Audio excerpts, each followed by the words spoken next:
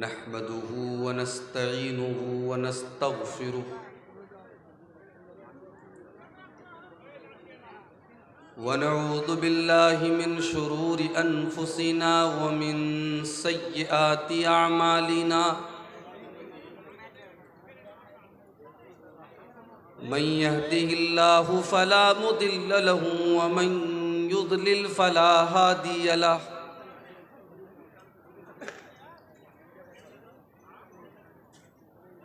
व अशहदु अल्ला इलाहा इल्लल्लाहु वहदहु ला शरीक लहु व अशहदु अन्न मुहम्मदन अब्दुहु व रसूलुहु या अय्युहल्लज़ीना आमनुत्तक़ुल्लाहा हक़्क़ तुक़ातिही व ला तमूतुन्न इल्ला व अंतुम मुस्लिमून या अय्युहन्नासुत्तक़ू रब्बकुमुल्लज़ी ख़लक़कुम मिन नफ़्सिन वाहिदह व ख़लक़ मिन्हा ज़ौजहा व बत्त मिन्हुमा रिजालन कसीरन व निसाअ वत्तक़ुल्लाहल्लज़ी तसाअलून बिही वल अरहाम इन्नल्लाहा काना अलैकुम रक़ीबा या अय्युहल्लज़ीना आमनुत्तक़ुल्लाहा व क़ूलू क़ौलन सदीदा युस्लिह लकुम अअमालकुम व यग़फ़िर लकुम ज़ुनूबकुम व मन युतिइल्लाह व रसूलहु फ़क़द फ़ाज़ फ़ौज़न अज़ीमा।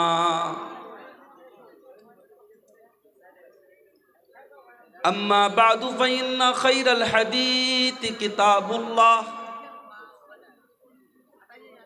व ख़ैरल हदी हदी मुहम्मदिन सल्लल्लाहु अलैहि वसल्लम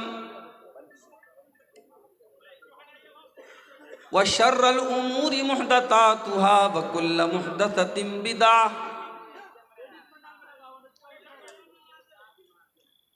व कुल्ल बिदअतिन ज़लालह व कुल्ल ज़लालतिन फिन्नार।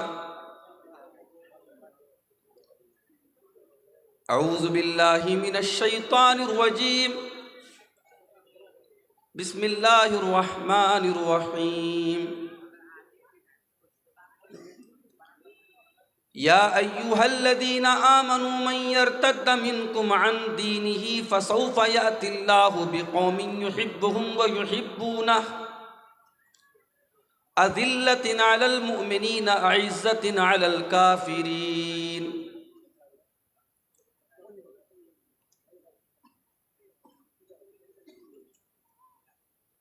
हो अरब या अजम हर जगह पर गूंजता है तराना नबी का।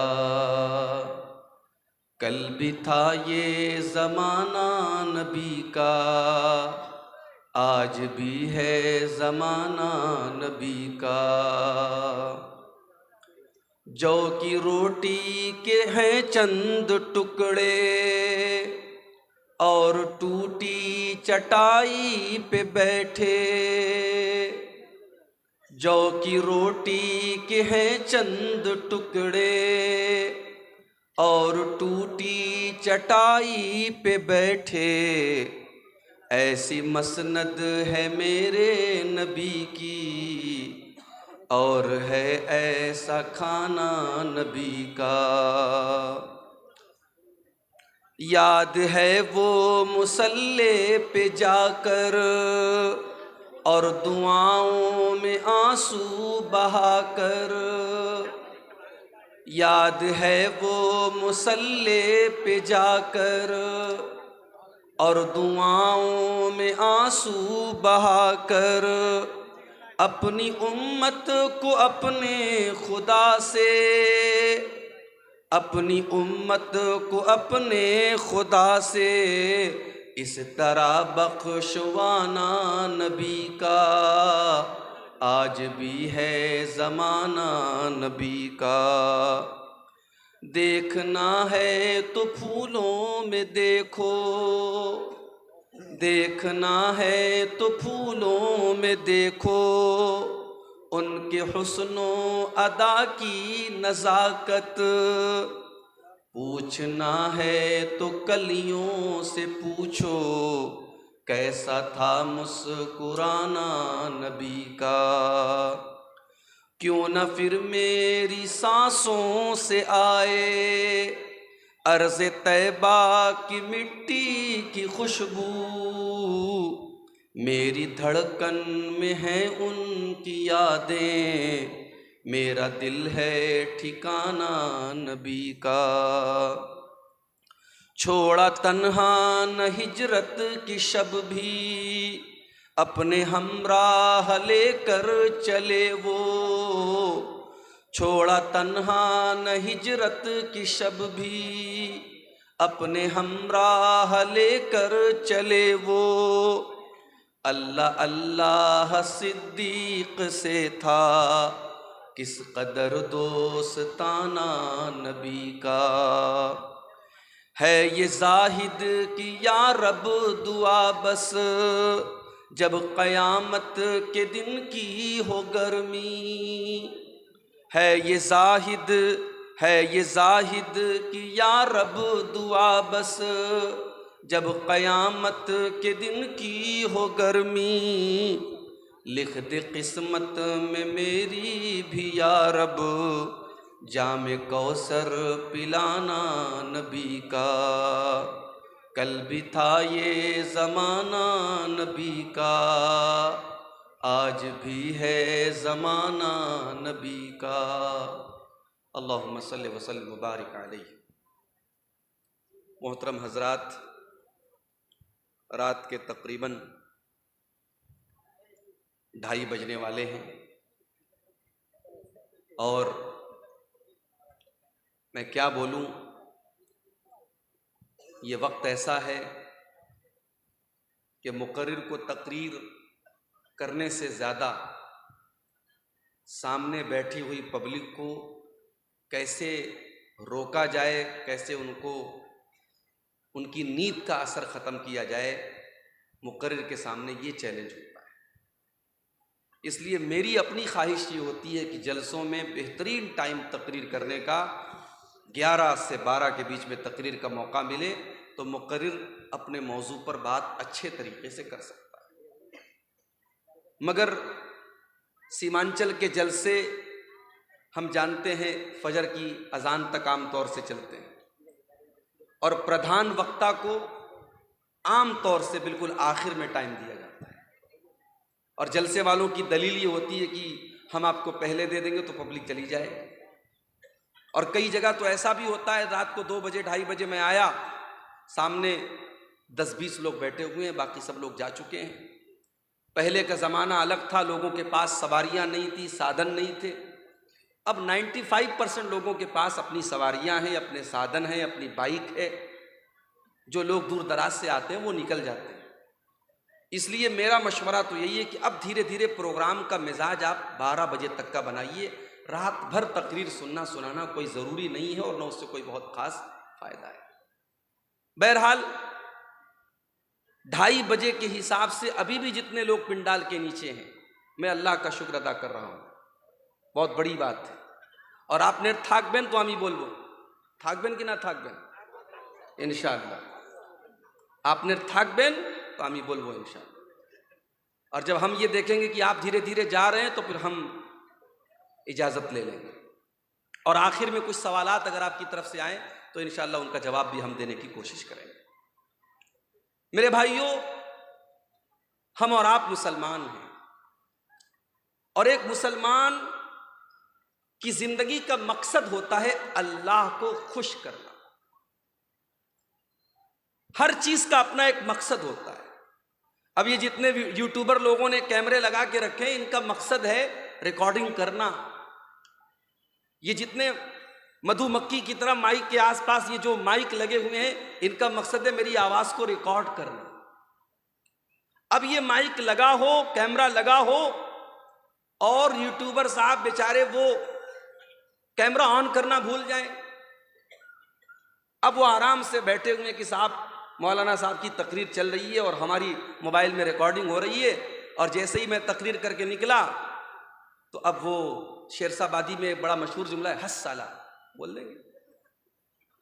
एक साहब कहने लगे कि शेरशाबादी लोग अगर हस साला बोल दिए तो फिर बात खत्म हो गई, वहां से मामला सारा खत्म। तो अब ये मकसद जो है रिकॉर्डिंग का, अगर वो मकसद ही पूरा ना हो तो ये मेहनत बेकार है। माइक का मकसद आप तक आवाज को पहुंचाना है। माइक अगर ये मकसद पूरा न करे तो माइक वाले को पैसा ही ना दिया जाए। हर चीज का अपना एक मकसद है। एक मुसलमान की जिंदगी का मकसद क्या है? What is the purpose of our life? हमारे जीवन का उद्देश्य क्या है? हमारी जिंदगी का मकसद क्या है? क्यों पैदा किया अल्लाह ने? अल्लाह तबारक व तआला ने सूरह ज़ारियात के अंदर कुरान के 27वें पारे में इस सवाल का जवाब दिया, वमा खलक़तुल इंसा वल जिन्न इल्ला लियाबुदून। मेरे बंदो, हमने तुमको सिर्फ और सिर्फ अपनी इबादत के लिए पैदा किया है। वमा खलक़तुल जिन्न वल, कैसे पहले इंस की पहले जिन्न, पहले जिन्न। वमा खलक़तुल जिन्न वल इंसा इल्ला लियाबुदून। ऐ जिन्नात और इंसानों, हमने तुमको अपनी इबादत के लिए पैदा किया है। और कुरान के 29वें पारे में अल्लाह ताला ने इसको थोड़ा सा और खोल दिया है, अल्लज़ी खलक़ल मौता वल हयाता लियब्लुवकुम अय्युकुम अहसनु अमला।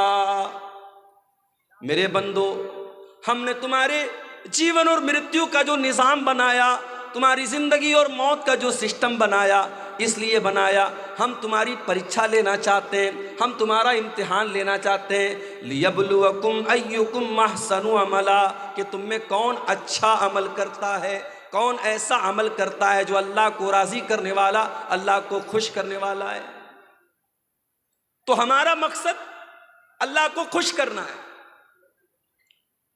हम जब कुर्बानी करते हैं ना अपने जानवरों की, तो कुर्बानी के टाइम हम जो दुआ पढ़ते हैं, दुआ में हम एक बात कहते हैं, इन्ना सलाती व नुसुकी व महयाया व ममाती लिल्लाहि रब्बिल आलमीन। बेशक मेरी नमाज, मेरी कुर्बानी, मेरा जीना, मेरा मरना सब अल्लाह रब्बुल आलमीन के लिए है। तो हमारी जिंदगी अल्लाह को राजी करने के लिए, हमें सबसे ज्यादा अगर किसी से मोहब्बत होनी चाहिए तो अल्लाह से होनी चाहिए।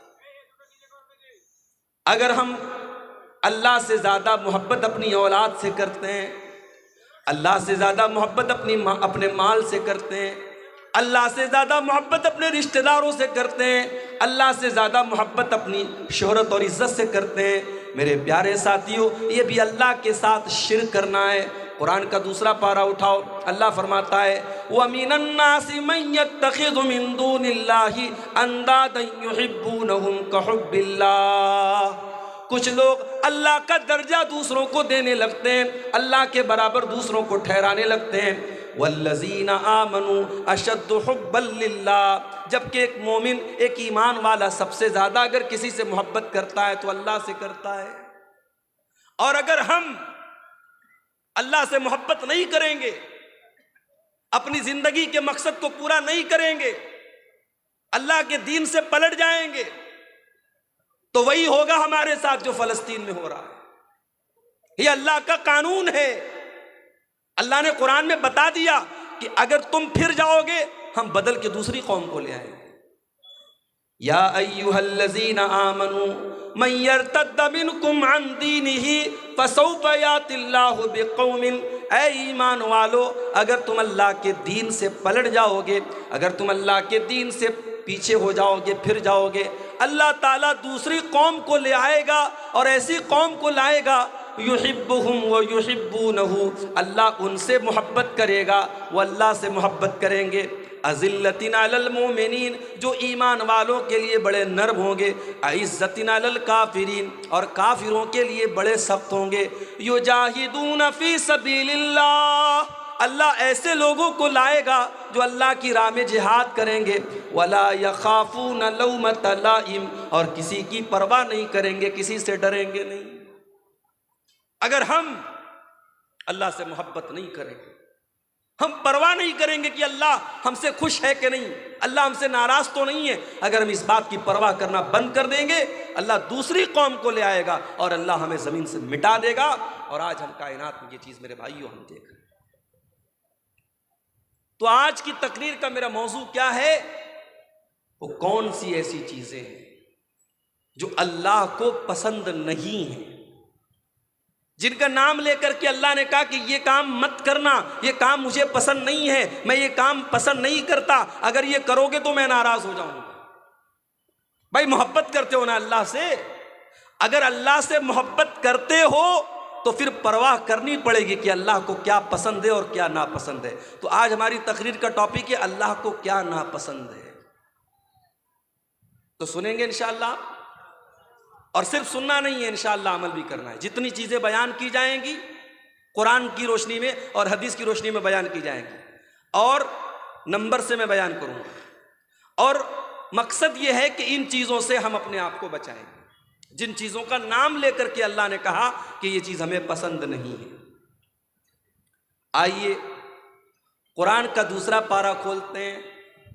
अल्लाह फरमाता है वक़ातिलू फ़ी सबीलिल्लाहिल्लज़ीना युक़ातिलूनकुम, ऐ ईमान वालो तुम उनसे जंग करो जो तुमसे जंग करते हैं, तुम उनसे लड़ाई करो जो तुमसे लड़ाई करते हैं। वला तातदू, और देखो लड़ाई के मैदान में हद से तजावुज़ न करना, अल्लाह की बनाई हुई हद को पार न करना। इन्नल्लाह ला युहिब्बुल मुअतदीन, अल्लाह ताला हद पार करने वालों को पसंद नहीं करता।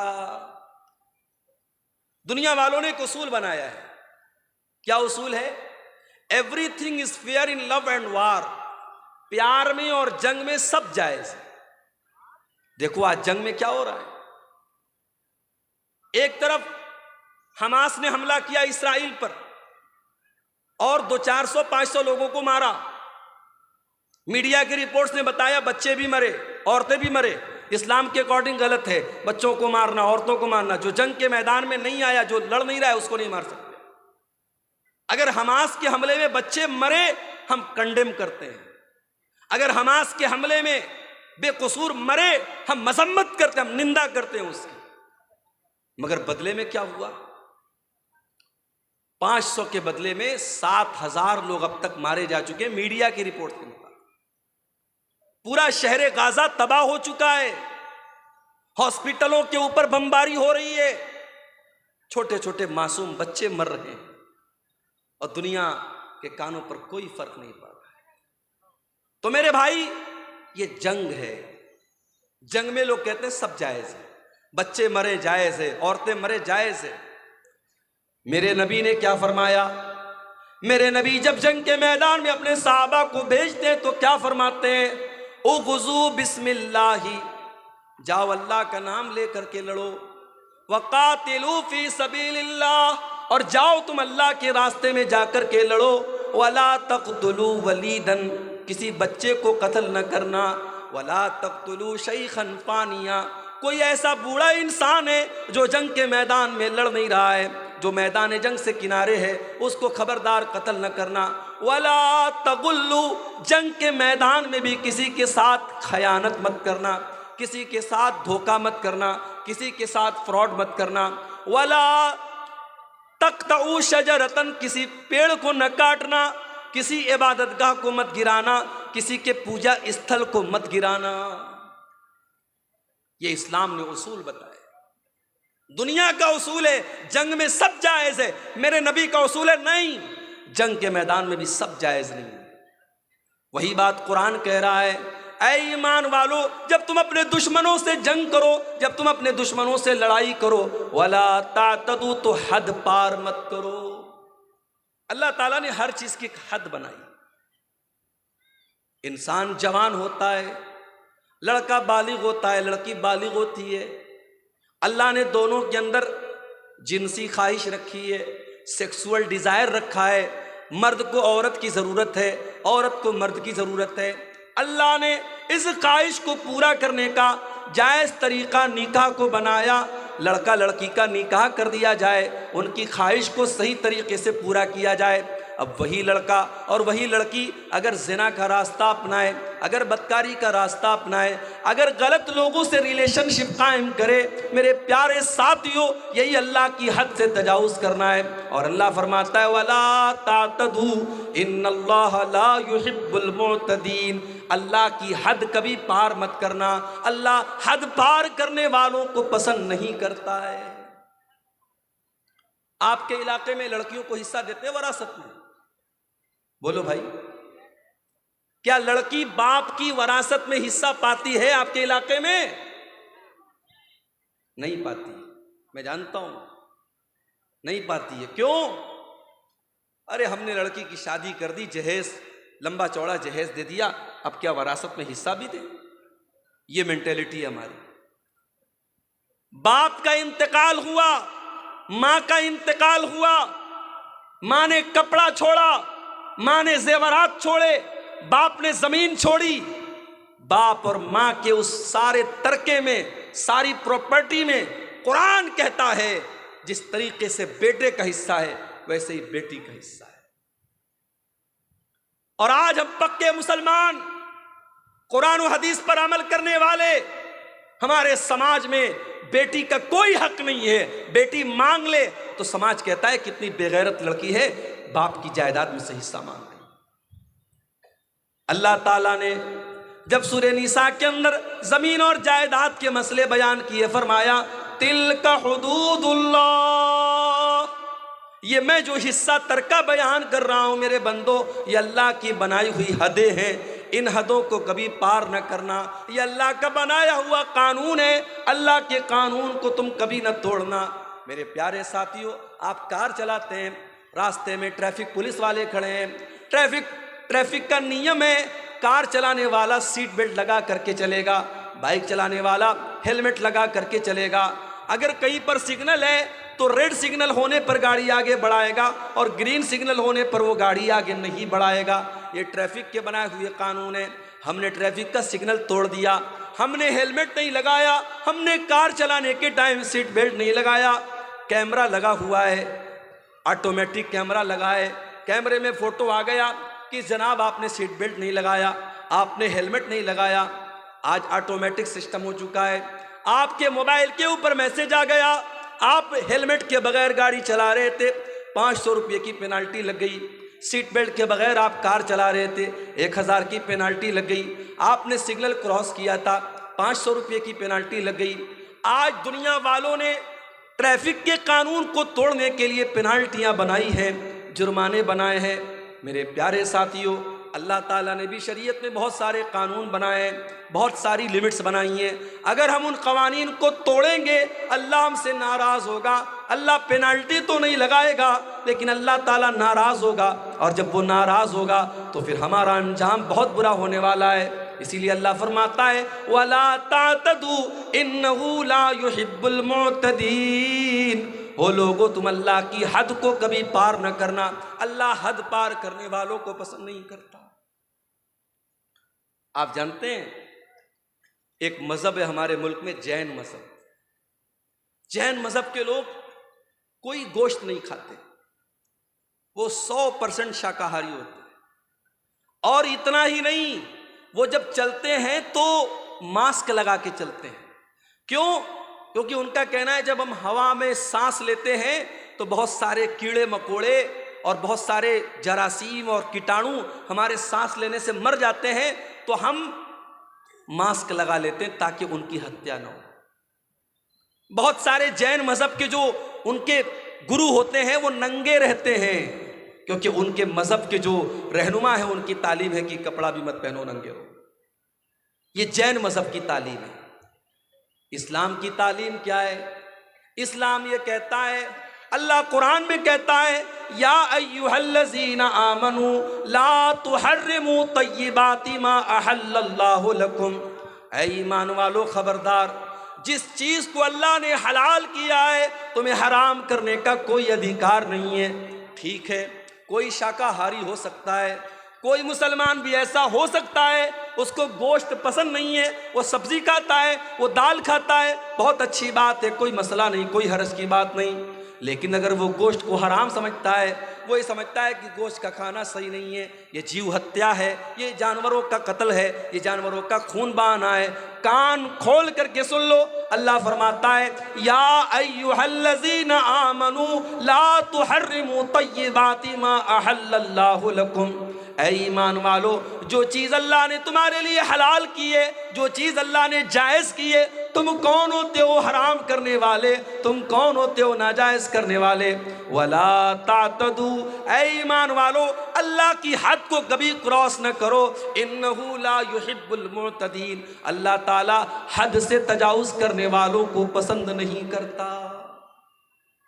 पता ये चला, अल्लाह ने अगर किसी चीज को हराम किया है हम हलाल नहीं कर सकते, और अल्लाह ने हलाल किया है हम हराम नहीं कर सकते। एक मर्तबा अल्लाह के नबी ने अपने ऊपर शहद को हराम कर लिया। अपनी एक बीवी के कहने पर जब उस बीवी ने अल्लाह के नबी से कहा कि अरे अल्लाह के नबी, आपके मुंह से मगाफिर की महक आती है। मगाफिर एक बदबूदार फूल होता था। अल्लाह के प्यारे नबी हज़रत ज़ैनब के यहाँ से शहद खा के आया करते थे, और दूसरी बीवियों को पसंद नहीं था, शहद खाने की वजह से देर हो जाया करती थी। तो उन्होंने कहा अय अल्लाह के नबी, आपके मुंह से मगाफिर की महक आती है। अल्लाह के नबी ने अपनी बीवी को राज़ी करने के लिए ये कसम खा ली कि मैं आज के बाद शहद नहीं खाऊंगा। जब शहद खाने से मेरे मुंह से महक आती है, जब शहद खाने से मेरे मुंह से बदबू आती है, मैं आज के बाद शहद नहीं खाऊंगा। एक नॉर्मल सी बात थी, नबी ने अपने ऊपर शहद को हराम कर दिया। लेकिन अल्लाह के लिए नॉर्मल बात नहीं थी। अल्लाह ने कुरान की आयत नाजिल कर दी, या अय्युहन नबिय्यु लिमा तुहर्रिमु मा अहल्लल्लाहु लका तबतगी मर्दात अज़वाजिक। ऐ नबी, आपको यह अधिकार किसने दे दिया, ये हक किसने दे दिया कि जिस शहद को अल्लाह ताला ने हलाल किया था आपने अपने ऊपर हराम कर लिया अपनी कुछ बीवियों को खुश करने के लिए। ऐ नबी, आपको भी अल्लाह के हलाल किए हुए चीज़ को हराम करने का अधिकार नहीं है।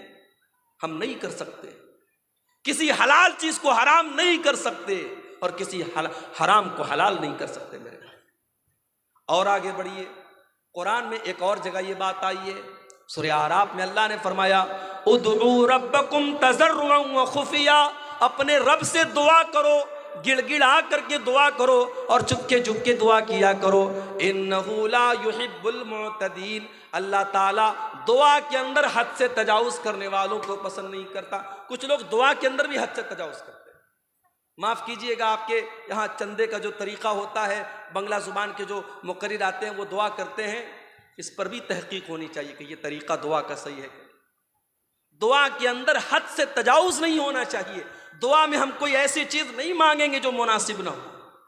एक सहाबी ने अपने बेटे को देखा, बेटा दुआ कर रहा है, आय अल्लाह, जन्नत में दाहिने तरफ सफ़ेद रंग का महल मुझे अता फरमा दे, जन्नत के अंदर वाइट हाउस मुझे दे दे।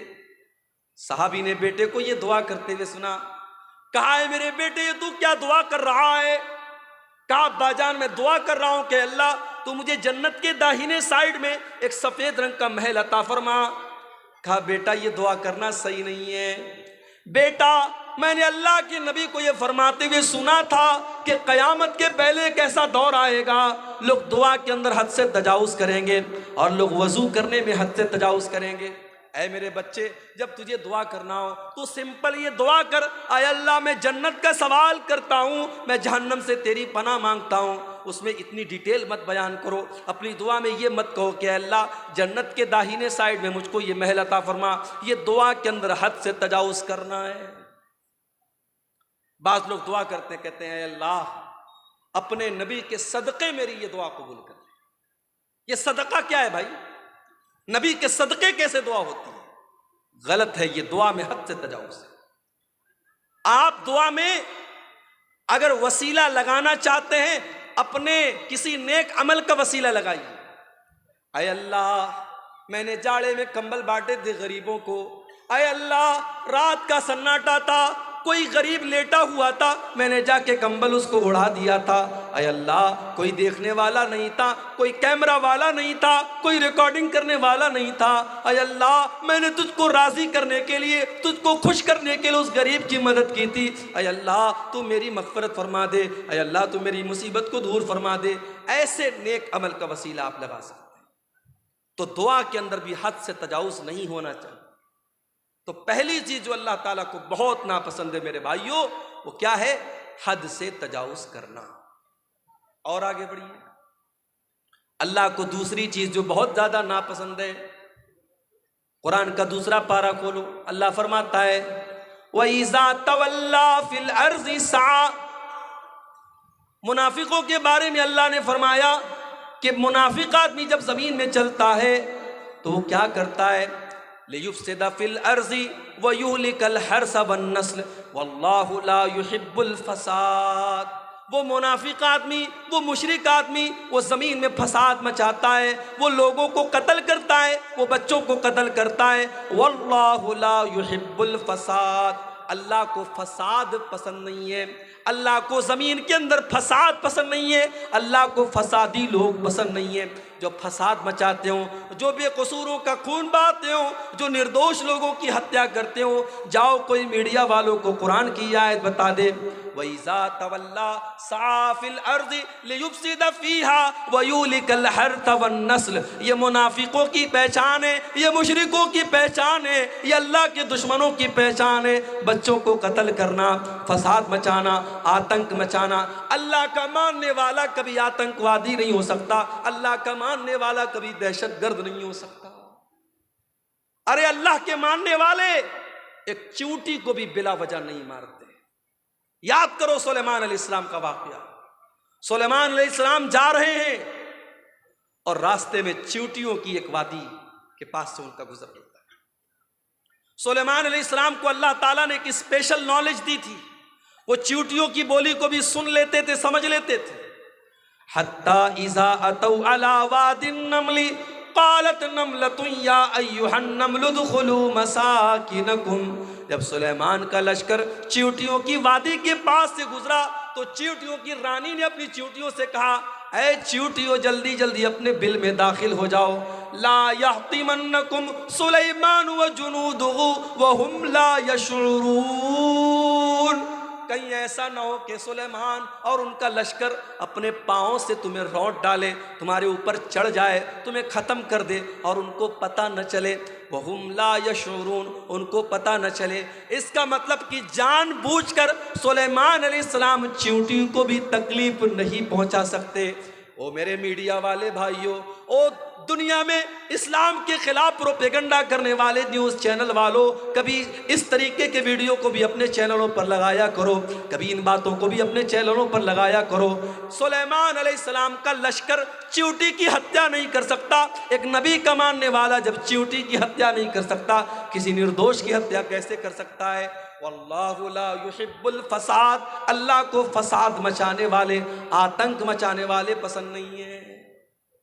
इस्लाम तो वो मजहब है मेरे भाई, एक निर्दोष की हत्या, एक बेकसूर का खून बहाने वाला पूरी मानवता का हत्यारा है, पूरी इंसानियत का कातिल।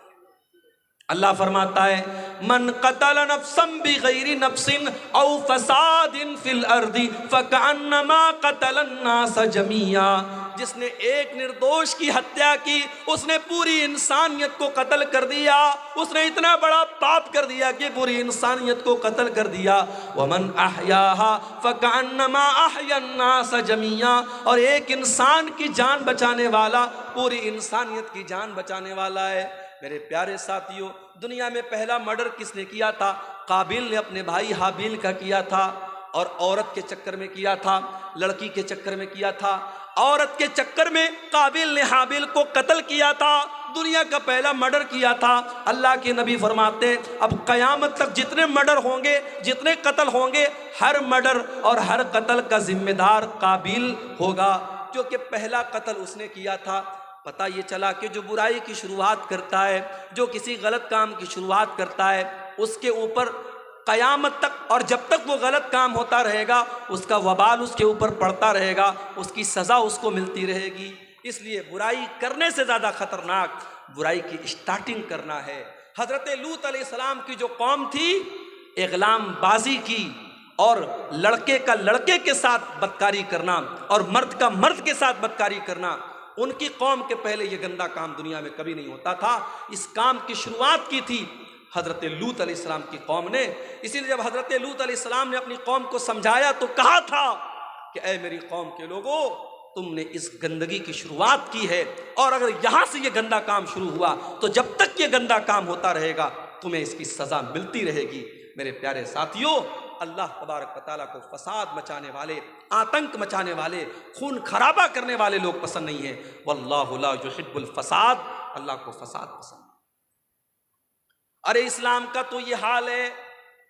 हमारे प्यारे नबी जब सन 8 हिजरी में मक्का में दाखिल हुए, 10,000 का लश्कर आपके साथ है। मक्का के अंदर आप बड़ी फातिहाना शान के साथ दाखिल हो रहे हैं। ये वही मक्का है जहाँ से आपको निकाला गया है।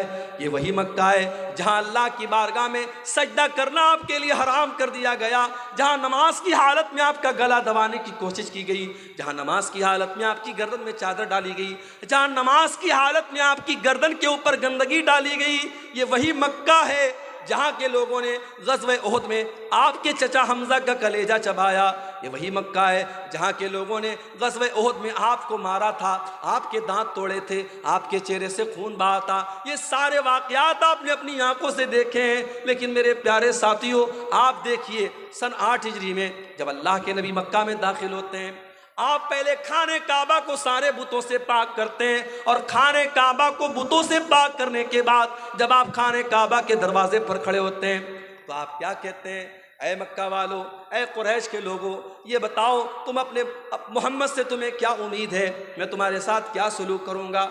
सब भीगी बिल्ली बन जाते हैं, बड़े नरमी से कहते हैं, बड़े प्यार से कहते हैं, ऐ मोहम्मद सल्लल्लाहु अलैहि वसल्लम, आप तो बड़े अच्छे इंसान हैं, बड़े अच्छे बाप की औलाद हैं, आपसे अच्छी ही उम्मीद रखते हैं। आपने फरमाया इज़हबू अंतुमुत तुलका ला तस्रीब अलैकुमुल यौम, इज़हबू अंतुमुत तुलका, जाओ आज मोहम्मद रसूलुल्लाह किसी से बदला न लेंगे, किसी से इंतकाम न लेंगे, किसी का खून न बहाएंगे, जाओ तुम सबके सब आज़ाद हो। मोहम्मद रसूलुल्लाह किसी से बदला न लेंगे। जालिम से लिया जुल्म का बदला न किसी वक्त, मारा भी तो अखलाक की तलवार से मारा। मेरे प्यारे साथियों, ये मेरे नबी का किरदार है। इसलिए नबी का मानने वाला, इस्लाम का कलमा पढ़ने वाला कभी फसादी नहीं हो सकता, कभी आतंकवादी नहीं हो सकता। जो आतंकवादी है, जो दहशतगर्द है, वो कान खोल करके सुन ले, उसका इस्लाम से कोई ताल्लुक नहीं है। वल्लाहु ला युहिब्बुल फसाद, अल्लाह को फसाद बचाने वाले लोग पसंद नहीं है। और आगे बढ़िए, तीसरी चीज अल्लाह ने फरमाया सूरह आल इमरान के अंदर, कुल अतीउल्लाह व रसूलहू, कुल अतीउल्लाह व रसूला, ऐ नबी आप कह दीजिए अल्लाह की इताअत करो और रसूल की इताअत करो। फ़इन तवल्लौ फ़इन्नल्लाह ला युहिब्बुल काफिरीन, और ऐ नबी अगर ये लोग अल्लाह की इताअत ना करें और रसूल की इताअत ना करें तो इनको बता दो कि अल्लाह ताला काफिरों को पसंद नहीं करता। काफिरों को पसंद नहीं करता, अल्लाह को कुफ्र पसंद नहीं। कुफ्र का मतलब इनकार। जो अल्लाह को न माने, जो रसूल को न माने, जो अल्लाह की किताबों को न माने, जो अल्लाह के नबियों को न माने, जो अल्लाह के फरिश्तों को न माने, जो तकदीर को न माने, जो क़यामत के दिन को न माने, जितनी चीज़ों पर ईमान लाना है उनमें से किसी चीज़ को न मानने वाला, उसके अंदर डाउट करने वाला, उनके अंदर शक करने वाला, वो काफिर हो जाता है। और काफिर को अल्लाह ताला पसंद नहीं करता। अल्लाह को मोमिनों से मोहब्बत है, अल्लाह को ईमान वालों से मोहब्बत है, अल्लाह काफिरों को पसंद नहीं करता। अल्लाह को कुफ्र से इतनी नफरत है, अगर कोई इंसान कुफ्र की हालत में मर जाए, अल्लाह फरमाता है वलल्लज़ीना यमूतूना वहुम कुफ्फार, जो कुफ्र की हालत में मर जाए और मरने के टाइम वो तौबा कर ले, उसकी तौबा का अल्लाह क्या कोई मतलब नहीं है। जो कुफ्र की हालत में मर गया वो हमेशा जहन्नम में रहेगा। अल्लाह का शुक्र अदा कीजिए मेरे भाई, हम और आप ईमान वाले, हम और आप मुसलमान हैं।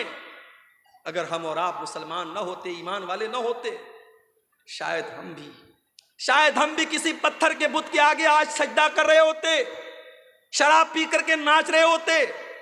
यह अलग बात है, बिहार में नीतीश कुमार साहब ने शराब बंदी कर रखी है, लेकिन अंदर से टेबल के नीचे से बड़ी शराब पी जा रही है बिहार के अंदर। अभी झारखंड से मैं आ रहा था, आज शाम को भागलपुर से वहाँ मैंने जुमा पढ़ाया लालमटिया में, वहाँ से मैं स्कॉर्पियो से आ रहा था। जैसे ही बिहार में दाखिल हुई गाड़ी, पुलिस वाले लेडीज़ और जेंट्स गाड़ी को आके चेक करने लगे। मेरे साथ बच्चे थे, फैमिली थी, उन्होंने टार्च से देखा वेखा, चेक किया, चले गए। मैंने ड्राइवर साहब से पूछा ये इतनी गाड़ी चेक क्यों हो रही थी? बोले शराब का मामला होता ना, शराब बंदी, इसलिए वो शराब चेक कर रहे थे। पाबंदी है बिहार के अंदर, मगर हम सब जानते हैं कि शराब पी जा रही है। और अफसोस की बात यह है कि बड़ी तादाद में मुसलमान शराब पीता है। कितने मुसलमान हैं जो बगैर शराब पी अपने घर में दाखिल नहीं होते? नीतीश कुमार के डर से कितने लोगों ने शराब पीना बंद कर दिया। मेरे प्यारे साथियों, अल्लाह के डर से मुसलमान शराब पीना बंद न कर पाया। कितने अफसोस की बात है, सरकार का डंडा पड़ा तो शराब बंद हो गई, लेकिन अल्लाह ताला के अजाब का डर हमें शराब न छुड़ा सका। 1400 साल पहले के हालात देखो, जब अल्लाह ताला ने कुरान की आयत नाजिल की कि ऐ ईमान वालो, इन्नमल खम्रु वल मैसिरु वल अंसाबु वल अज़लामु रिजसुम मिन अमलिश शैतान। ऐ ईमान वालो, ये शराब का पीना, ये जुआ का खेलना, ये पासे के तीर के जरिए किस्मत का हाल मालूम करना, ये गैरुल्लाह के आस्ताने पर जानवरों को ज़बा करना, ये सब गंदे काम है, शैतान के काम है। फजतनिबू, इनसे बचो। जब कुरान की आयत नाजिल होती है, जब सूरह मायदा की आयत नाजिल होती है, सहाबे किराम जो एक ज़माने से शराब पीते चले आए थे, जब अल्लाह ने कुरान में यह आयत नाजिल कर दी कि शराब गंदी चीज़ है, शैतान का काम है, शराब से बचो तब तभी तुम कामयाब हो सकते हो। साहबा ने अपनी अपनी शराब को निकाल के गलियों में फेंक दिया, शराब के बर्तनों को तोड़ दिया। यहाँ तक कि कुछ साहबा शराब का बिजनेस करते थे, शराब का कारोबार करते थे, उनके पास लाखों की शराब थी, हज़ारों की शराब थी, उन्होंने सारी शराब को बर्बाद कर दिया। कहा जब शराब हराम है तो शराब का बिजनेस भी हराम है, शराब का कारोबार भी हराम है। उन्होंने सारी शराब को पानी की तरह बहा दिया। मेरे प्यारे साथियों, ईमान इसका नाम है, अल्लाह के रसूल की इत्तिबा इसका नाम है। कोई एडवर्टीजमेंट नहीं किया गया, कोई प्रचार नहीं किया गया, कोई रेडियो पर ऐलान न हुआ, कोई माइक में लाउड स्पीकर में ऐलान न हुआ, बस नबी ने एक ऐलान करवा दिया। कुरान की आयत नाजिल हुई और अल्लाह के नबी ने कुरान की आयत पढ़ के सुना दी कि अल्लाह कह रहा है कि शराब गंदी चीज़ है, इससे बचो। इससे बढ़ के गंदी चीज़ क्या होगी मेरे भाई? आज शराब पी करके आदमी घर में आता है, जुबान से गंदी गंदी गालियाँ निकालता है, शराब पी के घर में आता है, अपनी बहन और बेटी को भी गंदी गंदी बातें कहता है, शराब पी करके घर में आता है, अपने बच्चों के सामने नाजेबा बातें करता है, शराब पी करके अपनी बीवी की कमाई खाता है, शराब पी करके अपनी सारी कमाई को लुटा देता है। इसीलिए हजरत उस्मान गनी कहा करते थे, इन्नल खम्रा उम्मुल खबाइस, ये शराब तो तमाम बुराइयों की जड़ है। जो शराब पी लेता है वो ज़िना भी कर सकता है, जो शराब पी लेता है वो कत्ल भी कर सकता है, जो शराब पी लेगा वो दुनिया का कोई भी गंदा काम कर लेगा। तो आप देखें, अल्लाह ताला को काफिर पसंद नहीं। आज काफिर से ज्यादा मुसलमान शराब पी रहा है। हम बिहार गवर्नमेंट की बात क्या करें, 1400 साल पहले हमारे नबी ने शराब बंदी कर दी थी, मगर आज मुसलमानों का एक बड़ा तबका शराब पी रहा है। मेरे प्यारे साथियों, अगर आप में से कोई भाई इस गंदगी में मुब्तला है, अगर शराब के नशे में मुब्तला है, अल्लाह के वास्ते तौबा कर लो। नहीं पता मत मौत कब आ जाए, क्या पता शराब के नशे में इंसान धुत है और उसी हालत में दिल की धड़कन बंद हो जाए, हार्ट अटैक हो जाए और उसी हालत में इंसान का इंतकाल हो जाए। अल्लाह के नबी फरमाते हैं, इन्नल अब्द युबासु अला मा माता अलैहि, बंदे का इंतकाल जिस हाल में होगा, बंदा जिस हाल में मरेगा उसी हाल में क़यामत के दिन उठाया जाएगा। ऐ शराब पीने वाले, अगर तेरा इंतकाल उसी हालत में हो गया, कल क़यामत के दिन अल्लाह की बारगाह में तू शराब के नशे में उठेगा, तू अल्लाह को क्या मुंह दिखाएगा, तू अल्लाह को क्या जवाब देगा। इस गंदी चीज़ से तू जल्दी से तौबा कर ले, अपने परिवार को, अपने आप को इससे तू नजात दे दे। मेरा रब कुरान में कहता है वला तुल्कू बिअयदीकुम इलत तहलुका, अपने आप को हलाकत में न डालो। जो शराब आपको हलाकत में डाल रही है, जो बर्बाद कर रही है, उस शराब से अपने दामन को बचा लो मेरे भाई। तो अल्लाह को काफिर पसंद नहीं,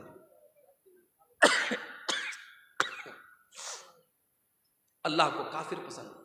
अगर कुफ्र की हालत में आदमी मर गया, अंजाम क्या होगा?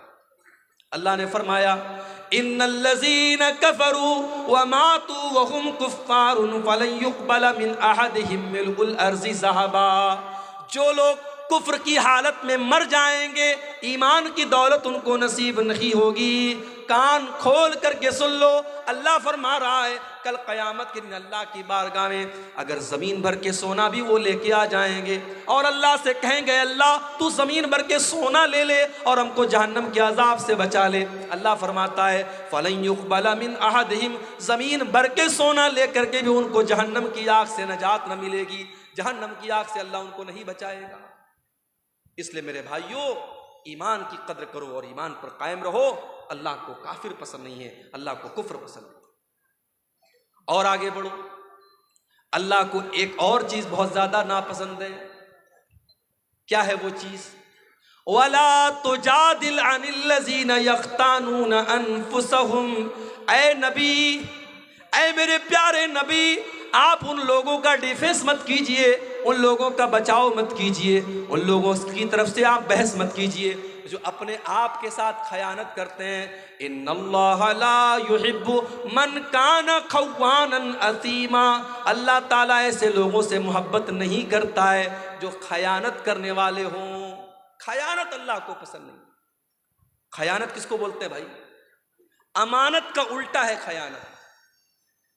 अमानत यह है कि आपको जो जिम्मेदारी दी जाए, आप उस जिम्मेदारी को सही तरीके से अदा करें। अगर आप टीचर हैं, आपकी जिम्मेदारी बच्चों को पढ़ाना है, पढ़ाने के टाइम आप बच्चों को पढ़ाने के बजाय मोबाइल में लगे हुए हैं, बच्चे शोर मचा रहे हैं, बच्चे किताब पढ़ नहीं रहे और टीचर मोबाइल में लगा हुआ है, ये अमानत के साथ खयानत है। पुलिस का काम क्राइम को रोकना है, पुलिस वाला बजाय क्राइम को रोकने के अगर क्रिमिनल लोगों से रिश्वत लेना शुरू कर दे, अगर वो गुंडों और बदमाशों से टैक्स लेने लगे, उनसे पैसा लेकर के उनको छोड़ने लगे, ये पुलिस के ओहदे के साथ खयानत है। इन्नल्लाह ला युहिब्बु मन काना खव्वानन अज़ीमा। अल्लाह को खयानत करने वाले लोग पसंद नहीं है। इसलिए अमानत में खयानत से बचो मेरे भाई। जो भी अमानत और जो भी जिम्मेदारी आपके कंधे पर डाली गई है, उस जिम्मेदारी को सही तरीके से रखो। हमारे कुछ भाइयों ने हमको बताया, इसी बिहार की सरजमीन पर, इसी झारखंड की सरजमीन पर यह काम भी हो रहा है। एक मस्जिद का 4 बार फोटो लिया जा रहा है और 4 बार सऊदी अरब से उसका पैसा उठाया जा रहा है। एक बार ट्यूबवेल लगाया जा रहा है, एक बार उसको पिंक कलर से पेंट किया जा रहा है, फिर ग्रीन कलर से पेंट किया जा रहा है, फिर लाल कलर से पेंट किया जा रहा है। ट्यूबवेल तो एक बार लगा लेकिन उसका पैसा 5 बार उठाया जा रहा है। ये 420 ये अल्लाह के दीन के नाम पे हो रही है, सदका खैरात के नाम पे हो रही है, ज़कात के नाम पर हो रही है। मेरे प्यारे साथियों, इस बेईमानी का हिसाब क़यामत के दिन देना पड़ेगा। उन उलमा को भी देना पड़ेगा, उन मशरूआत का काम करने वालों को भी देना पड़ेगा जो आज उम्मत के पैसे के साथ इतनी बड़ी खयानत कर रहे हैं। आज कितनी मस्जिदें जो बाहर से फंड आया 30 लाख का, लेकिन उसमें दिया गया सिर्फ 10 लाख रुपये और मटेरियल को बिल्कुल हल्का कर दिया गया। पता ये चला 5 साल के बाद मस्जिद की छत बैठ गई, 5 साल के बाद मस्जिद की ज़मीन बैठ गई, 5 साल के बाद मस्जिद की दीवार गिर गई। पैसा आया 30 लाख, लगाया गया 10 लाख और 20 लाख को बीच में से गायब कर दिया गया। मेरे प्यारे साथियों, क्या ये खयानत नहीं है? इन्नल्लाह ला युहिब्बु मन काना खव्वानन अज़ीमा। अल्लाह ताला खयानत करने वालों को पसंद नहीं करता। और एक बात और कहना चाहता हूं, यहां बहुत सारे हमारे बुजुर्ग भाई भी बैठे हैं, औलाद वाले बैठे हैं, हमारी कुछ माएँ भी बैठी होंगी। वो माएँ हैं जिनकी घर में बेटियां हैं, अगर आप एक बेटी की माँ हैं, अगर आप एक बेटे के बाप हैं, ये बेटे और बेटी भी आपके कंधे पर अल्लाह की अमानत है। अल्लाह ने अगर आपको औलाद दिया है, अल्लाह औलाद के बारे में सवाल करेगा। अल्लाह के नबी फरमाते हैं कुल्लुकुम राइयुन व कुल्लुकुम मसऊलुन अन रइयतिही, ओ लोगो तुम सब के सब जिम्मेदार हो और तुमसे तुम्हारी जिम्मेदारी के बारे में सवाल किया जाएगा।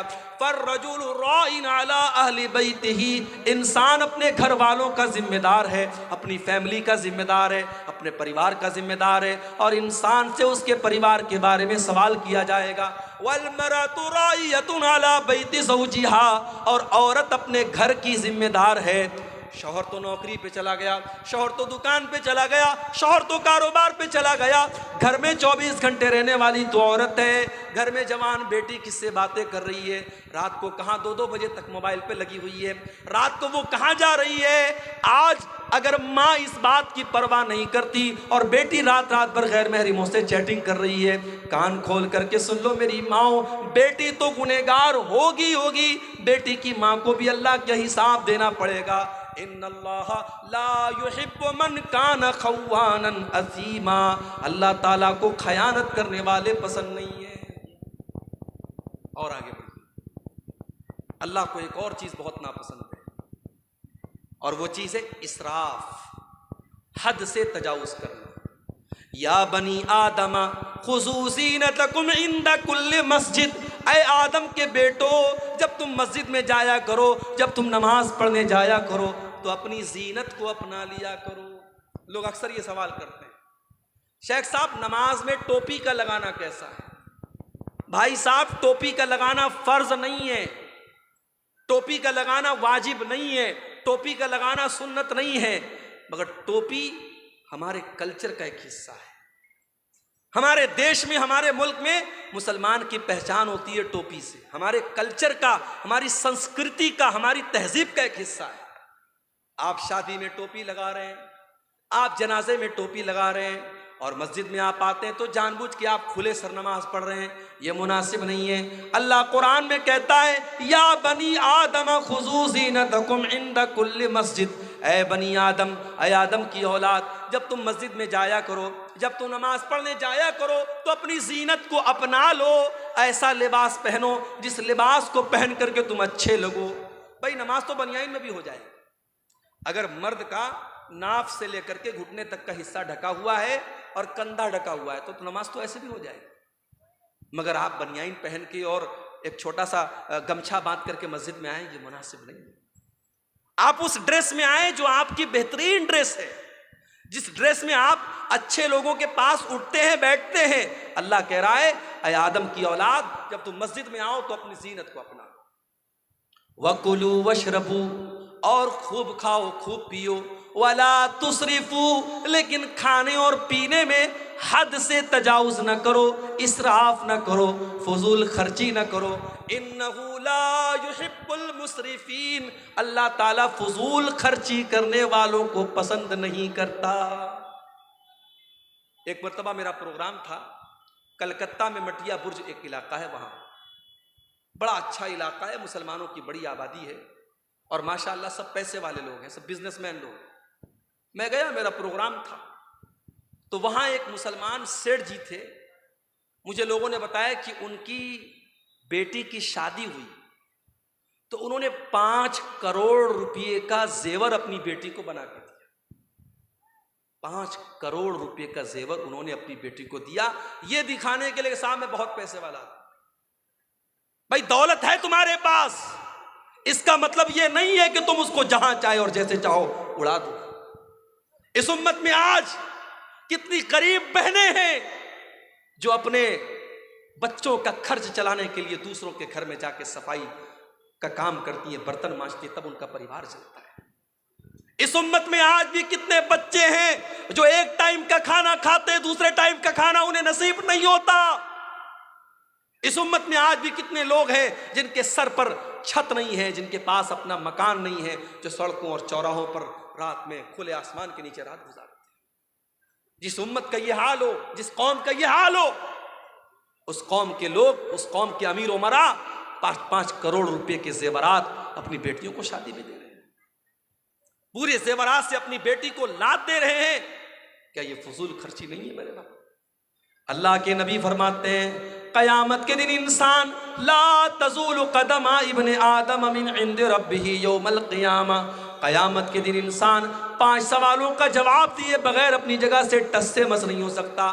5 सवालों का जवाब सबको देना है, मुझे भी देना है, आपको भी देना है, आलिम को भी देना है, जाहिल को भी देना है, आम आदमी को भी देना है और वीआईपी को भी देना है। 5 सवालों का जवाब सबको देना है। पहला सवाल अन उम्रिही फीमा अफना, तूने अपनी जिंदगी को कहाँ गुजारा। दूसरा सवाल वन शबाबिही फीमा अबला, तूने अपनी जवानी को कहाँ गुजारा। तीसरा सवाल वन मालिही मिन ऐन इक्तसबहू, तूने माल कहाँ से कमाया। चौथा सवाल वफीमान फकऊ, तूने माल कहाँ पर खर्च किया। माल कहाँ पर खर्च किया इसका भी हिसाब देना पड़ेगा। अपनी महबूबाओं के लिए रिचार्ज करवाने वाले हमारे मनचले नौजवान, वो 100-200 रुपये का जो रिचार्ज कराते हैं अपनी कानों की लज्जत के लिए और बदकारी के लिए, वो भी तैयार रहे। माल कहाँ पे खर्च हो रहा है हिसाब देना पड़ेगा। और माल कैसे कमा रहे हो, ड्रीम 11 के जरिए कमा रहे हो, सट्टेबाजी के जरिए कमा रहे हो। अभी हमारे व्हाट्सएप पर एक मैसेज आया कि क्रिकेट के मैच में सट्टा लगाना हो तो हमसे कांटेक्ट कीजिए, हमारे ग्रुप को ज्वाइन कर लीजिए, हम 100% बिल्कुल सही भविष्यवाणी करते हैं। मैंने खोला वो ग्रुप, देखा, मैंने सोचा कि देखिए ये क्या भविष्यवाणी करता है। आज पाकिस्तान का और साउथ अफ्रीका का मैच था, उसने कहा ये मैच पाकिस्तान जीतेगा। अब कितने लोगों ने उसके कहने पर सट्टा लगा दिया होगा, लाखों का, करोड़ों का।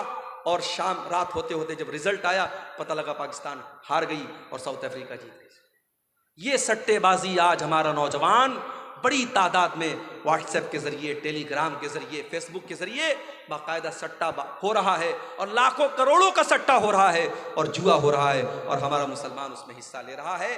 और मेरे प्यारे साथियों, वो ये सोच रहा है कि हम रातों रात अमीर बन जाए। अगर वो एक बार 1 लाख रुपया जीत जाएगा, अगली बार 10 लाख लगाएगा कि मैं 10 लाख जीत जाऊंगा, और पता लगा वो 10 लाख डुबा देगा, कर्जे में डूब जाएगा और अपने आप को और अपने घर वालों को दांव पे लगा देगा। मेरे प्यारे साथियों, माल कहां से कमा रहे हो इसका भी हिसाब देना पड़ेगा और माल कहां खर्च कर रहे हो इसका भी हिसाब देना पड़ेगा। तो फजूल खर्ची करने वाले, नाजायज पैसा उड़ाने वाले और अपनी जायज ख्वाहिशात पर भी लिमिट से ज्यादा खर्च करने वाले, इसको इसराफ कहते हैं और अल्लाह इसराफ करने वालों को पसंद नहीं करता है। और आगे बढ़िए मेरे प्यारे साथियों, वल्लाहु ला युहिब्बुज़ ज़ालिमीन, अल्लाह ताला जुल्म करने वालों को पसंद नहीं करता, जुल्म करने वालों से मोहब्बत नहीं करता। जुल्म अल्लाह को पसंद नहीं। जालिम कान खोल करके सुन ले, जुल्म का अंजाम बुरा होने वाला है। जुल्म ज्यादा देर तक चलने वाला है। जिस फलस्तीन के अंदर इसराइलियों को पनाह मिली, यहूदियों को पनाह मिली, जब आज से 50-60 साल पहले, 70 साल पहले जब उनको हिटलर ने मार मार के भगाया और वो लुटे कटे पिटे यहूदी, उनको अगर कहीं सर झुकाने की, सर छुपाने की जगह मिली, उसी फलस्तीन के अंदर उनको जगह मिली। तो आज उन्होंने नाजायज तरीके से फलस्तीन के बकिया हिस्सों पर धीरे धीरे कब्जा करना शुरू कर दिया और वहाँ के जवानों और बच्चों और औरतों का खून तब से लेकर के वो आज तक बहा रहे हैं। अल्लाह ने ऐसे ही इस कौम को मग़ज़ूब अलैहिम नहीं कहा है, ये मग़ज़ूब अलैहिम कौम है, इस कौम पर अल्लाह का गज़ब उतरा है। मेरे प्यारे साथियों, ये जुल्म हो रहा है जो आज हम फलस्तीन की सरजमीन पर देख रहे हैं। और कान खोल करके सुन लो, जुल्म का अंजाम कभी भी अच्छा होने वाला नहीं है। अल्लाह के नबी फरमाते हैं इत्तक़ुज़्ज़ुल्मा फ़इन्न ज़ुल्मा ज़ुलुमातुन यौमल क़ियामा, जुल्म करने से बचो, क़यामत के दिन जुल्म करने वाला अंधेरों में रहेगा। जुल्म करने वाले को लाइट नसीब नहीं होगी। कभी रात में जब आप कार चला रहे हो या बाइक चला रहे हो और बिल्कुल जंगल में सुनसान रास्ते में आप जा रहे हो, अचानक अपनी बाइक की लाइट आप बंद कर दीजिए, अपनी कार की हेडलाइट आप बंद कर दीजिए। 10 सेकंड के लिए आप डर जाएंगे मेरे भाई, आप डर जाएंगे। चारों तरफ खूब अंधेरा हो और आपके पास कोई लाइट ना हो, कोई रोशनी ना हो, आप एक कदम चल नहीं सकते। कयामत का दिन होगा, वो इंसान कितना बदनसीब होगा जिसको रोशनी नसीब नहीं होगी। अल्लाह ने कहा जालिम को कयामत के दिन कोई रोशनी नसीब नहीं होगी। दुनिया में जितना जुल्म करना है कर लो, ताकत का नशा, कुर्सी का नशा, पावर का नशा, जितना इस नशे पर उड़ना है उड़ लो, मगर याद रखो नाव कागज की सदा चलती नहीं, जुल्म की टहनी कभी फलती नहीं। अल्लाह को जुल्म करने वाले लोग पसंद नहीं है मेरे प्यारे साथी। इस कायनात का में अल्लाह का ये निज़ाम और अल्लाह की ये सुन्नत रही है, अल्लाह का कानून रहा है। अल्लाह ने मुशरिक और काफिर को हुकूमत दी है, लेकिन अल्लाह ने जालिम को हुकूमत में नहीं रहने दिया है। जालिम का अंजाम बड़ा भयानक हुआ है। बरसों हजारों बरस पहले फिरौन नाम का एक जालिम था जिसने छोटे छोटे बच्चों को कत्ल करवाया था। जब उसके दरबार में किसी काहिन ने, किसी जादूगर ने कहा था, किसी भविष्यवाणी करने वाले ने कहा था कि ऐ फिरौन, तेरी हुकूमत में एक बच्चा पैदा होने वाला है जो आगे चल करके तेरी हुकूमत को ख़त्म करेगा, तो वो फिरौन जो अपने आप को खुदा कहता था, अपने आप को रब कहता था, उसने ऑर्डर दे दिया और छोटे छोटे बच्चों को कत्ल करवाने का हुक्म दे दिया। मगर अल्लाह को उस जालिम को ख़त्म करना था। अल्लाह ने ऐसा प्लान बनाया, अल्लाह ने ऐसी तदबीर बनाई कि उसी जालिम के घर में हज़रत मूसा अलैहिस्सलाम उसी के पैसे से परवरिश पाते हैं। और फिर आगे चल के हज़रत मूसा अलैहिस्सलाम जब अल्लाह के नबी बनते हैं और फिरौन को दावत देते हैं और फिरौन हज़रत मूसा की दावत को ठुकरा देता है, तो अंजाम कितना भयानक होता है कि दरियाए कुलसुम में पानी के अंदर फिरौन डूब करके मर जाता है। मेरे प्यारे साथियों, जालिम का अंजाम बहुत ही भयानक होने वाला है। वल्लाहु ला युहिब्बुज़ ज़ालिमीन, अल्लाह को जुल्म करने वाले लोग पसंद। और आगे बढ़िए, अल्लाह को तकब्बुर करने वाले, घमंड करने वाले, अहंकार करने वाले लोग भी पसंद नहीं है। हजरत लुकमान अपने बच्चे को नसीहत करते हैं तो क्या कहते हैं, वला तुसइर खद्दक लिन्नासी वला तमशि फिल अर्ज़ि मरहा। ऐ मेरे बच्चे, तू गाल फुला करके लोगों से न मिलाकर और जमीन में अकड़ करके न चलाकर, इन्नल्लाह ला युहिब्बु मन काना मुख्तालन फखूरा। अल्लाह ताला घमंडी लोगों से मोहब्बत नहीं करता, घमंडी लोगों को पसंद नहीं करता। घमंडी लोग अल्लाह को पसंद नहीं है। कारून बड़ी दौलत वाला था, उसको अपनी दौलत पर बड़ा नाज था, लेकिन कारून के कौम में जो नेक लोग थे, जो ईमान वाले लोग थे, उन्होंने कारून को नसीहत की और कहा कि ऐ कारून, ला तफरह, अपनी दौलत पर इतराना नहीं, अपनी दौलत पर गुरूर नहीं करना। इन्नल्लाह ला युहिब्बुल फरिहीन, अल्लाह ताला इतराने वालों को, घमंड करने वालों को पसंद नहीं करता है। वब्तगि फीमा आताकल्लाहु दारल आखिरा। ऐ कारून, तुझे अल्लाह ने बड़ी दौलत से नवाजा है, बड़े खजाने अल्लाह ताला ने तुझे दिए हैं। ऐ कारून, अपनी दौलत के जरिए तू आखिरत की तैयारी कर। ओ मेरे प्यारे साथियों, आज अल्लाह ने आपको दौलत वाला बनाया है, अपनी दौलत को अल्लाह के रास्ते में खर्च किया करो, मस्जिदों में दिया करो, मदरसों में दिया करो, कार खैर में दिया करो, अपनी आखिरत बनाया करो। वला तंसा नसीबक मिनद दुनिया, मैं ये नहीं कहता कि दुनिया को भूल जाओ, दुनिया में जो तुम्हारा हक है, दुनिया में जो तुम्हारा हिस्सा है, दुनिया का हिस्सा तुम उससे खूब फायदा उठा लो, लेकिन असल तैयारी आखिरत की करो। वला तबगिल फसाद फिल अर्ज़ि, और कारून से उसकी कौम के लोगों ने कहा कि ऐ कारून, तू ज़मीन में फसाद मचाने की कोशिश न करना। अल्लाह ताला फसादी लोगों को पसंद नहीं करता। तो तकब्बुर और घमंड ये अल्लाह को पसंद नहीं है मेरे भाई। दुनिया में जिसने तकब्बुर किया, जिसने घमंड किया, उसका अंजाम बड़ा भयानक। इब्लीस ने तकब्बुर किया, अल्लाह की बारगाह से धुतकारा गया। कारून ने तकब्बुर किया, उसके महल को जमीन में धंसा दिया गया। फिरौन ने तकब्बुर किया, उसको पानी में डुबा करके मार दिया गया। नमरूद ने तकब्बुर किया, एक मामूली मच्छर ने उसका काम खत्म कर दिया। कौम आद ने तकब्बुर किया, कौम समूद ने तकब्बुर किया, अल्लाह ने पटक पटक करके उनको बेजान कर दिया। मेरे भाइयों, तकब्बुर का अंजाम बड़ा ही भयानक होता है, और तकब्बुर करने वाला और घमंड करने वाला अल्लाह को पसंद नहीं। अब यहां एक सवाल पैदा होता है, मौलवी साहब ने शेरवानी पहनी है, सामने एक लुंगी वाला आ गया, लुंगी पहने हैं, बनियाइन पहने हैं। अब मौलवी साहब के दिल में फीलिंग आई कि यार मैं 10,000 रुपये का कपड़ा पहना हूं, ये 500 रुपये का कपड़ा पहना है। मौलवी साहब के अंदर एक फीलिंग आई, हाजी साहब के अंदर एक फीलिंग आई कि मैं पैसे वाला आदमी हूं, मेरा कपड़ा इसके कपड़े से अच्छा है। तो क्या अच्छा कपड़ा पहनना ये हराम है? अगर हम पैसे वाले हैं, दौलत वाले हैं, तो क्या हम महंगा कपड़ा नहीं पहन सकते, अच्छा कपड़ा नहीं पहन सकते? ऐसा कोई मसला नहीं। आप अगर पैसे वाले हैं, आप अगर दौलत वाले हैं, तो आप अच्छा कपड़ा पहन सकते हैं, बल्कि पहनना चाहिए। पहनना चाहिए। फटा पुराना कपड़ा पहनना ये दीनदारी नहीं है। बहुत से लोग इसको समझते हैं पैसा बहुत है, दौलत बहुत है, लेकिन हमेशा फटा पुराना कपड़ा पहन करके बिल्कुल अजीब व गरीब शक्ल बनाए रहेंगे और कहेंगे साहब पैसा तो है, मगर हमारा इस्लाम ये कहता है कि सिंपल रहो। सिंपल रहना एक अलग चीज है और अपनी दौलत होने के बावजूद फटा पुराना मैला कुचैला कपड़ा पहनना ये अलग चीज है। अल्लाह के नबी के एक सहाबी आए, अल्लाह के नबी ने देखा कि बड़ी उनके कपड़े बड़े मैले कुचैले हैं। आपने कहा दौलत है तुम्हारे पास, पैसा है तुम्हारे पास? कहा अल्लाह के नबी बहुत दौलत है, इतनी बकरियां हैं मेरे पास, इतने ऊंट हैं मेरे पास, इतने गुलाम हैं मेरे पास, बहुत दौलत है, बहुत पैसा है। अल्लाह के नबी ने फरमाया इन आताकल्लाहु मालन फलयुरा असरु निअमतिल्लाहि अलैक। ऐ मेरे सहाबी, अगर अल्लाह ने तुमको दौलत से नवाजा है तो दौलत का असर तुम्हारे ऊपर जाहिर होना चाहिए। अच्छा कपड़ा पहना करो, अपनी हैसियत के मुताबिक कपड़ा पहना करो। अच्छा कपड़ा पहनना बुरा नहीं है, हाँ अच्छा कपड़ा पहनने के बाद जब घर से निकलो तो जो तुमसे कमजोर कपड़ा पहने हुए है उसको तुम कभी हकीर मत समझना, ये तकब्बुर हो जाएगा।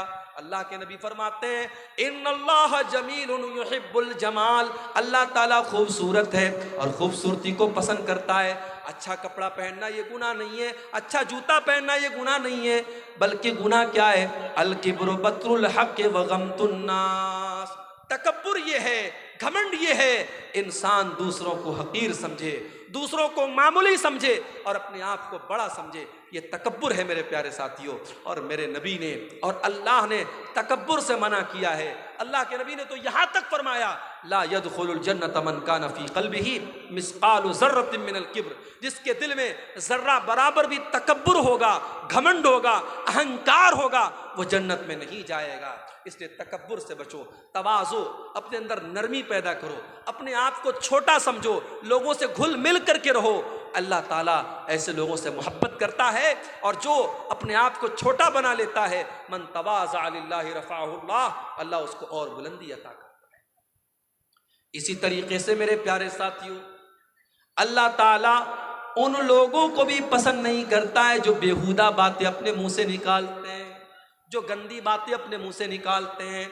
अल्लाह के नबी फरमाते हैं, बुखारी और मुस्लिम की रिवायत है, बड़े गौर से सुनिएगा, मैं समझ रहा हूँ रात का आखिरी टाइम है, आपके सब्र का इम्तिहान ले रहा हूँ, मगर बड़ी इंपॉर्टेंट बातें बयान कर रहा हूँ, सुन के जाइए। अल्लाह के नबी फरमाते हैं कि इन्नल्लाह लयुबग़िज़ुल फ़ाहिशल बज़ी, अल्लाह ताला ऐसे लोगों से नफरत करता है, ऐसे लोगों को पसंद नहीं करता है जो फाहिश होते हैं और जो बज़ी होते हैं। फाहिश और बज़ी किसको कहते हैं? जिसकी जुबान गंदी होती है, जो जुबान से गाली बकता है, जो जुबान से बेहुदा बातें करता है, अल्लाह ऐसे लोगों को पसंद नहीं करता है। मेरे प्यारे साथियों, जुबान की हिफाजत करो, गाली गलौज से अपने आप को बचाओ। आज बाप गाली देता है, बच्चे उससे गाली सीखते हैं, बच्चियों की तरबियत पर असर पड़ता है। अपने घर को गाली से महफूज रखो, अपने घर को गाली से महफूज रखो। और बच्चों के हाथ में जो मोबाइल देते हो ना, मोबाइल पर भी चेक करो, बच्चा ऐसी रील तो नहीं देख रहा है, बच्चा गाली सीख रहा है, बच्चा बेहुदा बातें सीख रहा है। बच्चों की तरबियत पर भी बड़ी तवज्जो देने की जरूरत है। आज माँ बाप ने बड़ा सिंपल तरीका समझा है, बच्चे के हाथ में मोबाइल दे दिया, बच्चा जो चाहे सो देख रहा है। नहीं मेरे भाई, बच्चा जो देखता है उससे सीखता है। 3 साल का बच्चा भी अगर वीडियो देख रहा है तो सीख रहा है। आप देखिए आपका बच्चा क्या देख रहा है, अगर आपने नहीं देखा अंजाम बड़ा भयानक होगा। अरबी का एक शायर कहता है लैसल यतीम मन इंतहा अबवाहु मिन हम्मिल हयाति व खल्लफाहु ज़लीला, यतीम वो नहीं है जिसके माँ बाप उसे दुनिया में छोड़ के चले जाएं। इन्नल यतीमा हुवल्लज़ी तल्का लहू उम्मन तखल्लत अव अबम मशगूला, अरे यतीम तो वो है, यतीम तो वो है, अनाथ तो वो है, माँ तो उसके पास मौजूद है मगर माँ के पास अपने बच्चे की देखभाल के लिए टाइम नहीं है। बाप तो उसके घर में मौजूद है मगर बाप के पास अपने बच्चों के लिए फुर्सत नहीं है। मैं तो खुद एक मदरसे में टीचर हूँ, कभी कभी ऐसे भी पेरेंट्स आते हैं, ऐसे भी माँ बाप आते हैं, बच्चा कौन सी क्लास में पढ़ता है बाप को ये भी नहीं पता, बच्चा कौन सी क्लास में पढ़ता है माँ को ये भी नहीं पता। इतने बेखबर मत बनो मेरे भाई, इतना पैसा कमाने के पीछे अंधे मत बनो कि आपको ये महसूस ही ना हो कि आपका बच्चा कहाँ जा रहा है। तो तो अल्लाह तबारक व तआला को ऐसे लोग भी पसंद नहीं है जो बेहुदा बातें और गंदी बातें मुंह से निकालते। एक और हदीस सुन लीजिए, उसके बाद हम सवालात को देखेंगे।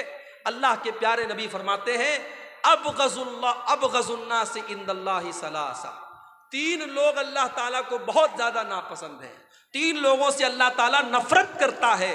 नंबर 1 मुल्हिदुन फिल हरम, जो हरम के अंदर, अल्लाह के घर के अंदर, खाने काबा के अंदर या मदीना मुनव्वरा के अंदर अल्लाह की नाफरमानी करे। शराब पीना बहुत गलत काम है, लेकिन कोई मक्का मदीना में जाके शराब पिए। चोरी करना बहुत गलत काम है, लेकिन कोई मक्का मदीना में जाके हरम के अंदर जाके चोरी करे तो ये और बड़ा गुनाह है। इसलिए जो उम्रा करने जाएं, मैं समझाता हुई हूं अपने भाइयों, उम्रा करने आप गए, भीड़ लगी हुई है तवाफ के दौरान, अब आपकी ख्वाहिश है हजरे अस्वद को चूमने की, हजरे अस्वद को टच करने की, मगर मर्दों की भीड़ भी है, औरतों की भीड़ भी है। अब कुछ लोग क्या करते हैं, सबको चीरते हुए और फलांगते हुए जाकर के हजरे अस्वद को चूम लेते हैं। माफ करना मेरे भाई, हजरे अस्वद को चूमना और हजरे अस्वद को टच करना ये कंपलसरी नहीं है, ये जरूरी नहीं है, ये बस एक सुन्नत है, मुस्तहब है, बेहतर है। अगर आप छू सकते हैं तो छू लीजिए, नहीं छू सकते कोई मसला नहीं है, मगर वहां पे तवाफ के दौरान किसी औरत को टच करना हराम है, किसी मर्द को तकलीफ पहुंचाना हराम है। आप ऐसा तवाफ किस काम का कि दूसरों को तकलीफ पहुंचा करके आप आगे बढ़ रहे। अल्लाह के नबी कह रहे हैं मुल्हिदुन फिल हरम, जो हरम के अंदर, अल्लाह के घर के अंदर हराम काम करे, नाजायज काम करे, अल्लाह को नाराज करने वाला काम करे, ऐसा आदमी अल्लाह को बहुत नापसंद है। और दूसरा इंसान व मुब्तगिन फिल इस्लाम सुन्नतल जाहिलिया, इस्लाम के अंदर जो दौरे जाहिलियत के तरीके को फॉलो करे, जिसको इस्लाम का कल्चर पसंद नहीं है, जिसको दौरे जाहिलियत का कल्चर पसंद है। जब वो उसके घर में बच्चे जब सुबह सुबह उठते हैं तो गुड मॉर्निंग कह करके उठते हैं, उनको अस्सलाम वालेकुम पसंद नहीं आता है, उसको वो कल्चर पसंद नहीं है जो इस्लाम का कल्चर है, जो अल्लाह का कल्चर है, उसको गैरों का कल्चर पसंद है। जो इंसान इस्लाम के अंदर बिदात करता है, इस्लाम के अंदर नया नया काम निकालता है, इस्लाम के अंदर दौरे जाहिलियत का तरीका निकालता है, अल्लाह के नबी फरमाते हैं अल्लाह ताला को ऐसा इंसान बहुत ज्यादा नापसंद है।